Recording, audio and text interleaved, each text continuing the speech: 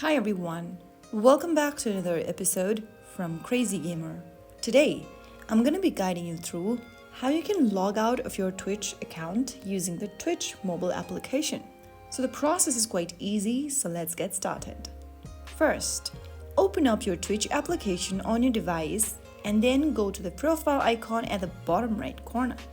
Inside the profile section, tap on the little gear button at the top left, and this will open up several settings menu. Scroll all the way down and look for the logout button. Tap on logout and confirm if prompted by tap in logout once again. Soon after you do that, you'll be redirected to the main login screen, which means you have been signed out from your Twitch account. You can get back to the account anytime by choosing the login option, entering your credentials, and you'll be back to the Twitch home screen in no time. So that's how you easily sign out or log out of Twitch application. If you found the video helpful, don't forget to like, share, and subscribe.